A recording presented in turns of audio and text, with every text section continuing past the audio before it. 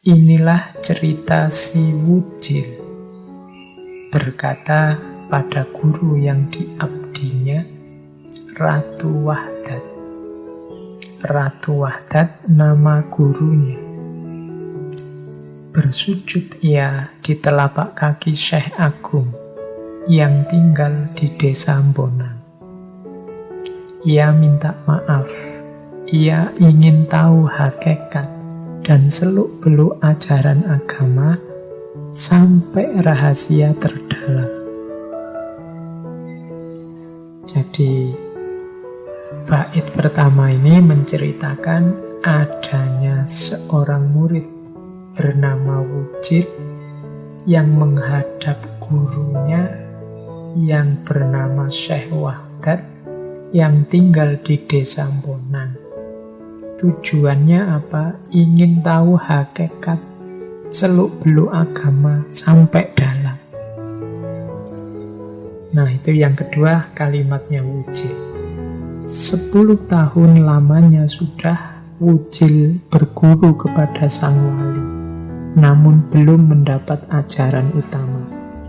Ia berasal dari Mojopahit, bekerja sebagai abdi raja, sastra Arab telah ia pelajari, ia menyembah di depan gurunya, kemudian berkata seraya menghormat minta maaf. Jadi Wujil ini aslinya dari Mojopahit. Sekarang berguru pada Sunan Bonang, Ratu Wahdat, sang wali yang tinggal di Bonang. Dia sudah ngaji banyak kitab-kitab, makanya sastra Arab dia sudah tuntas. Mungkin fikih-fikih kitab dasar cara beragama dia sudah ngerti semua, sudah ngajinya tuntas. Tapi dia merasa masih belum dapat apa-apa, belum mendapat ajaran utama. Maka dia nekat protes, tanya, dan minta ke gurunya untuk diberi ajaran utama, seraya menghormat dan minta maaf. Dengan tulus saya mohon di telapak kaki Tuan Guru, mati hidup hamba serahkan. Sastra Arab telah Tuan ajarkan dan saya telah menguasainya. Namun tetap saja saya bingung, mengembara ke sana kemari, tak berketentuan. Dulu hamba berlakon sebagai pelawak. Bosan sudah saya menjadi bahan tertawaan orang. Jadi ini yang pertama, si Wujil ini menyatakan pada Kanjeng Sunan Bonang, dengan tulus saya mohon guru, saya pokoknya pasrah hidup mati. Kalau yang semua Tuan Guru ajarkan, semua jenengan kajikan, yang sastra Arab tadi dalam bahasa Arab, saya sudah ngerti semua, sudah. Tapi kok masih tetap tidak tenang, saya masih bingung, rasanya masih melayang, belum mantap. Dulu hamba berlakon sebagai pelawak, ini mungkin untuk menertawakan dirinya sendiri, bahwa selama ini aku ini koyo pelawak.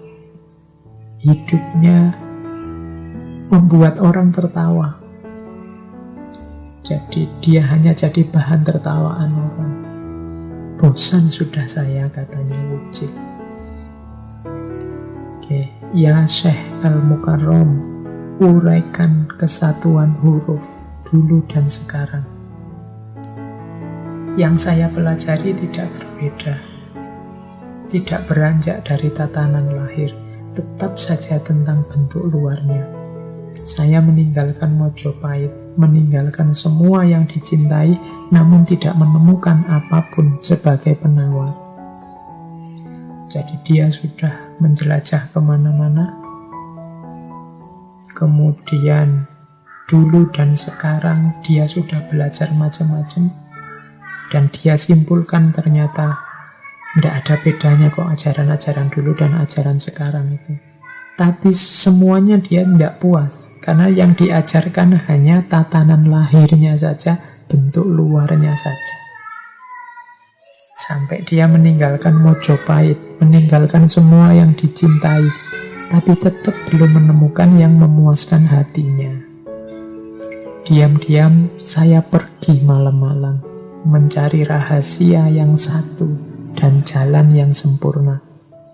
Semua pendeta dan ulama hamba temui agar terjumpa hakikat hidup. Akhir kuasa sejati, ujung utara selatan, tempat matahari dan bulan terbenam. Akhir mata tertutup dan hakikat maut, akhir ada dan tiada. Jadi ini si Wujil ini menceritakan susah payahnya dia mengembara mencari ilmu yang dalam, yang hakiki. Selama ini dia merasa hanya dapat ilmu-ilmu yang lahiriah saja, yang tidak mendalam. Semua pendeta, semua ulama dia temui. Sampai ke ujung utara, ujung selatan, sampai tua menjelang maut juga masih belum ketemu yang sejati. Itu yang kelima, dilanjutkan. Nah, ini kemudian responnya Kanjeng Sunan Kalijogo, Kanjeng Sunan Bonang. Dari sini nanti dimulai petuah-petuah dari Kanjeng Sunan Bonang terhadap Wujil.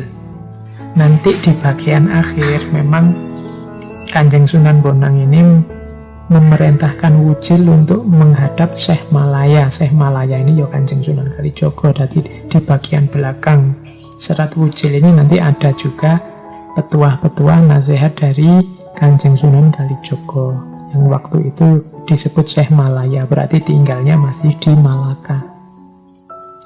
Kalau dalam ceritanya ya antara lain gurunya Sunan Kalijogo waktu bergerak Syekh Malaya dan di Malaka itu Nabi Khidir. Nah, ini jawabannya Sunan Bonang. Ratu Wahdat tersenyum lembut. Hai Wujil, sungguh lancang engkau. Tuturmu tak lazim, berani menagih imbalan tinggi demi pengabdianmu padaku. Tak patut aku disebut sang arif, andai hanya uang yang diharapkan dari jerih payah mengajarkan ilmu. Jika itu yang kulakukan, tak perlu aku menjalankan tirakat. Sunan Bonang yang menerima Wujil yang gelisah ini tersenyum terus bilang, "Alah Wujil, sungguh lancang." Ini mungkin menyentil muridnya si Wujil. Tuturmu tak lazim. Ini kan si Wujil ini sudah bertahun-tahun belajar sampai pinter ngerti sastra Arab, merasa belum apa-apa. Terus protes ke Kanjeng Sunan Bonang. Katanya Sunan Bonang, tuturmu tak lazim, berani menagih imbalan tinggi. Kamu ini kayak orang nagih balasan dari pengabdianmu padaku. Tapi kalau logikanya bayaran, bahwa karena engkau nagih atau karena aku harus bayar atau karena kamu harus membayar ilmu diberikan, andai hanya uang yang diharapkan, tak perlu aku menjalankan tirakat. Kalau urusannya bales-balesan, utang budi atau bayar-bayaran, perhitungan ekonomi, tidak ada gunanya aku tirakat Wujil. Gitu. Jangan pakai logika balasan imbalan dari pengabdian atau bayaran dari ajaran. Siapa mengharap imbalan uang demi ilmu yang ditulisnya, ia hanya memuaskan dirinya sendiri dan berpura-pura tahu segala hal, seperti bangau di sungai, diam termenung tanpa gerak, pandangannya tajam, pura-pura suci di hadapan mangsanya ikan-ikan. Ibarat telur, dari luar kelihatan putih, namun isinya berwarna kuning. Ini sindiran dari Sunan Bonang, mungkin juga untuk banyak di antara kita hari. Jadi siapa yang orientasinya uang, mengharapkan imbalan uang demi ilmu yang ditulisnya, mengharap imbalan uang itu ya tidak selalu wujudnya uang. Mungkin ingin dipuji, ingin ditinggikan, ingin dibesarkan, ingin diviralkan, yang sejenis itu. Jadi balasan-balasan artifisial duniawi. Kalau ada orang semacam ini orang hanya seperti orang ingin memuaskan dirinya sendiri. Orang ini seperti bangau di sungai. Bangau ya, kalau teman-teman bisalah membayangkan bangau yang kalau sore-sore itu biasanya diam di pinggir sungai, termenung, tidak bergerak, pandangannya tajam, pura-pura suci. Itu kan dia di pinggir sungai itu gayanya anteng, pandangannya tajam seperti orang termenung, tapi sebenarnya dia sedang nyari ikan. Begitu ada ikan lewat ya langsung habis dimakan. Nah, itu disindir seperti ini oleh Sunan Bonang, bahwa orang semacam itu sebenarnya orang yang hanya pura-pura suci. Kenapa disebut pura-pura suci? Kotoran batinnya kan jelas tadi. Ternyata dia berpamrih, tidak melihat manfaat ilmunya, tapi yang dia lihat adalah imbalan dari ilmunya terhadap dirinya. Nah, ini seperti burung bangau yang diam anteng di pinggir sungai, pandangannya tajam, seolah-olah sedang merenung, tapi begitu ada ikan lewat, langsung disamber ikannya. Bahkan katanya Sunan Bonang seperti telur. Telur itu yang luarnya putih, tapi ternyata isinya nggak putih, isinya kuning. Oke. Nah, terus yang ke-8, matahari terbenam. Malam tiba, wujil menumpuk potongan kayu, membuat perapian, memanaskan tempat pesujudan sang zahid. Di tepi pantai sunyi di Bonang, desa itu gersang. Bahan makanan tak banyak, hanya gelombang laut memukul batu karang dan menakutkan. Kalau ini ilustrasi tentang situasi saat itu. Jadi ini ternyata disampaikan sore hari menjelang malam. Akhirnya malam tiba, wujil ngumpulin kayu dulu, bikin perapian. Apalagi situasinya dekat laut, biar tidak gelap. Oke, setelah semuanya beres, masuk ke bait ke-9. Sang Arif lembut berkata, "Wahai wujil, kemarilah." Dipegangnya kunci rambut wujil, selaya dielus-elus, tanda kasih sayangnya. "Wujil, dengar sekarang, jika engkau harus masuk neraka karena kata-kataku, aku yang akan menggantikanmu." Saya langsung ke 10 ya, biar tidak salah paham. Dengan sangat hormat, wujil menyembah, seraya mengatakan terima kasihnya kepada Sang Mahayogi. Wujil berkata, "Jangan Paduka, lebih baik hamba sang wujil sendiri yang masuk neraka." Karena mereka berdua sudah saling mengetahui maksudnya, maka antara sang guru dengan siswanya itu tidak pernah berselisih paham. Keduanya selalu kompak. Jadi di bait yang ke-9 ini diawali oleh pernyataan sayangnya Sunan Bonang pada muridnya. Dielus-elus kepalanya, dipegang kucirnya.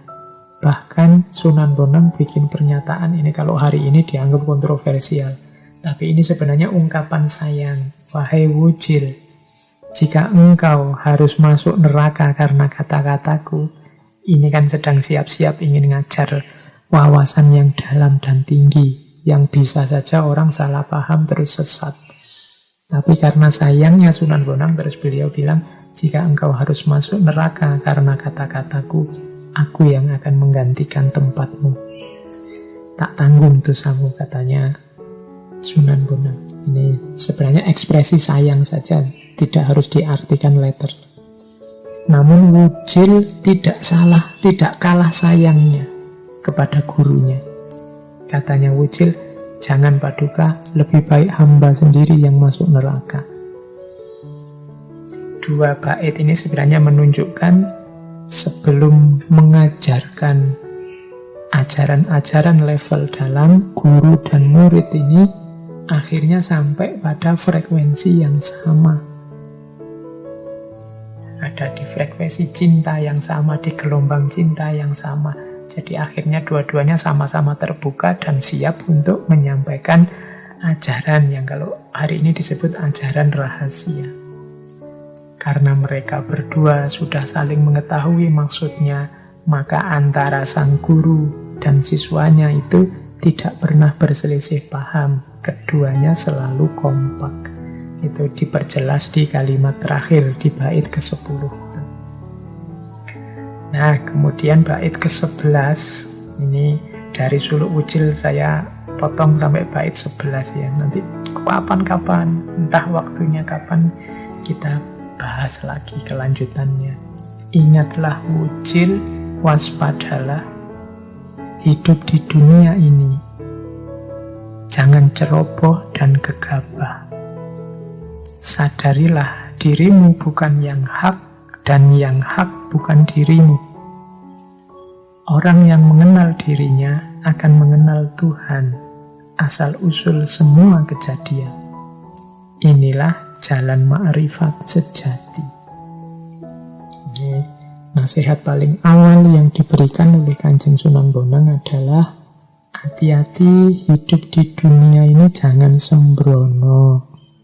Mau ngomong apa, mau melakukan apa, mau nulis posting apa, gitu kalau pakai bahasa hari ini, dipikir dulu berkali-kali lipat. Karena kita ini manusia. Kalau tidak hati-hati, sangat mudah terjatuh pada kekeliruan dan kesalahan. Makanya sadarilah dirimu bukan yang hak dan yang hak bukan dirimu. Engkau bukan Tuhan dan Tuhan bukan engkau. Setinggi apapun makom kau capai lewat suluk tadi, meskipun sampai puncak, tetap saja harus kamu sadari engkau bukan Tuhan dan Tuhan bukan dirimu. Tugasmu apa? Kenali dirimu. Orang yang mengenal dirinya akan mengenal Tuhannya. Tuhan inilah asal-usul semua kejadian. Inilah jalan makrifat sejati. Jadi makrifat yang sejati itu diawali dari mengenal diri. Kalau sudah mengenal diri, akan kenal dengan Tuhan. Caranya macam-macam. Di Abdus Somad Al-Falimbani kemarin ini juga dijelaskan. Maksudnya mengenal diri, mengenal Tuhan. Jadi kesadaran kita akan diri kita pada akhirnya akan menghadirkan kesadaran akan Tuhan. Dan jangan salah, kalau sudah mengenal Tuhan, akan kenal hakikat hidup, dunia, dan alam semesta ini seisinya. Kenapa? Karena Tuhanlah asal-usul semua kejadian, asal-usul alam semesta. Inilah nanti yang dikenal dengan nama makrifat.